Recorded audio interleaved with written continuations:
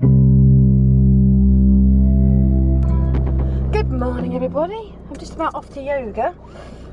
You probably can't see, but I've got my yoga gear on under this jumper. But I wanted to record the second video in my Booktuber meets YouTuber series.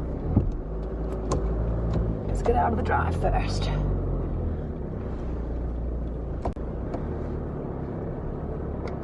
So the second in my series is a YouTuber called Alfie Deyes, and he is actually the boyfriend of YouTuber Zoella. There's quite a few relationships between YouTubers, I guess, because a bit like you get relationships between people who are all police officers or actors, that people understand the life you live. I mean, it's quite an intrusive life if you think about it. YouTubers film a lot of their day, a lot of the private moments that we have, such as getting up in the morning, having breakfast. YouTubers are filming them, so in some ways it must be easier to live with another YouTuber, because then they'll understand what you're doing. So Alfie Deyes, he's mid-20s. He is again one of the original YouTubers, making videos in his bedroom when he was a teenager. Now he's made a lot of money out of YouTube, as has Zoella. When I first started watching his vlogs, and I got them through Zoella's, I didn't like him very much, but after I watched them for a while, I realised that actually he's quite a nice guy. So when I first watched it, I think I was a bit jealous. He's a 25-year-old with a huge house in Brighton, huge disposable income, drives a Range Rover, he's living the dream basically, all from making videos on YouTube about his daily life. And to be fair, his daily life isn't always very interesting. But the longer you watch Alfie, and the more you get to know him, a bit like soaps. When you watch soaps, you kind of forget how bad the acting is because you get to know the characters. So the more you get to watch Alfie, the more I got into his life. And he does try and send out a very positive message to people about, you know, going for your dreams, having a team of people around you that are supportive and motivating. He really does take credit a lot of his success to him having people around him who are good for him, and I do think that's an important message. He's also trying to always try and make his life a bit better, to live his life better. He talks about life goals quite a lot. For example, he tried to start running every day when they moved house. Didn't go very well, but at least he tries. But who of us haven't tried out something new and then given it up after a couple of days or a couple of weeks? The difference is Alfie vlogs all of this, so you see his failed attempts at things, whereas we would tend to keep that to ourselves. So Alfie Deyes, young, energetic. He talks quite a bit about attention and hyperactivity, and I wonder if he struggled at school with paying attention and doing what he was told and sitting in his chair, because he does talk about that quite a lot, and how he can't drink coffee after a certain time of the day. He likes to bounce on his trampoline, and he always does a morning backflip. What I have noticed in some of his vlogs is that he's beginning to introspect a bit more about what he's filming, and also how much of his life he should be filming. And he does make these,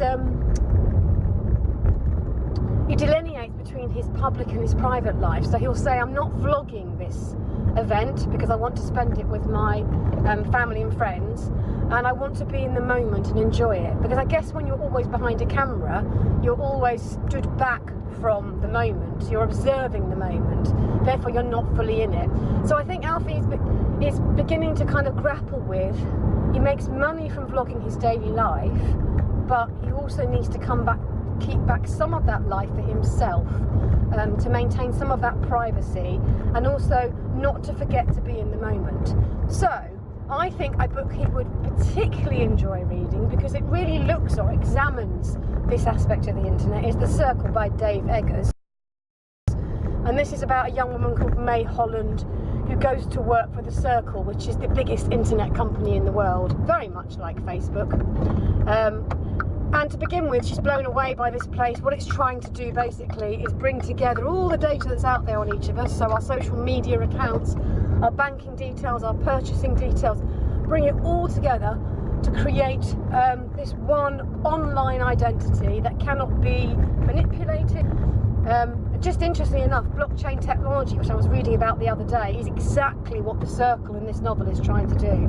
Blockchain technology talks about the fact that if all the data on us is shared across everybody, so it's completely public, so no one entity or company owns data, then that data cannot be easily manipulated or changed or erased. So May Holland begins there, and to begin with, she's very on board with this idea of transparency, that, you know, we shouldn't have private lives and online lives, they should be melded together as one.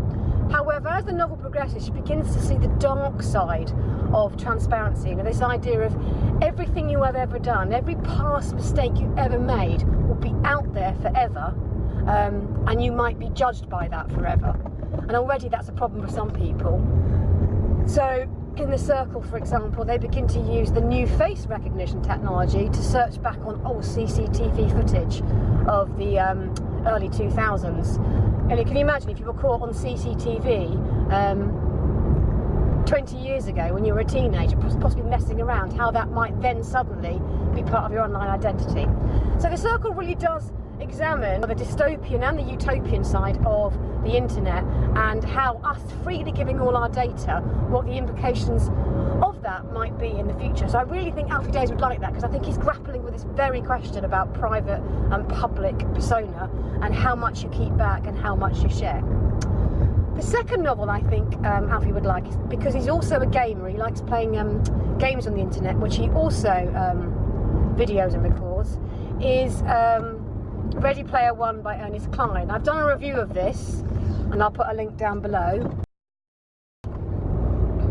But this is another near future dystopia where the majority of the population live inside a virtual reality environment, because the reality, the world around them, is really too awful to live in. There are no jobs because of automation, there's overcrowding, most of the population live in trailers stacked one on top of the other.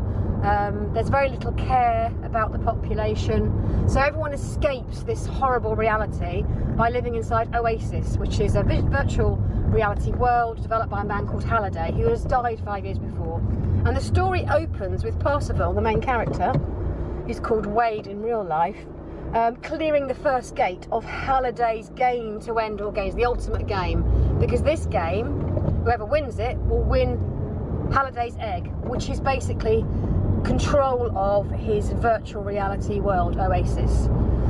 And so the story follows Wade, or Percival, as he groups up with other game hunters, called Gunters for short, who are trying to reach Halliday's egg before IOI, which is a huge corporation, a bit like Facebook and Virgin combined, before IOI get to Halliday's egg first. And it's really a novel about the individual against the corporation, about integrity against winning at all costs, and it's two stories which are both compelling, because one story is in the online world, which is really, really exciting, and the other story is in the offline world, where these Gunters are being hunted down by the corporation. So I think if you like gaming, as Alfie does, if you want a really fast-paced novel, which is an exciting read, which I know is going to be made into a film by Steven Spielberg apparently, then Ready Player One would definitely work, and I think Alfie would particularly like Ready Player One. So I'm almost at my yoga class now. Well, actually a few minutes early. So I will catch up with you later.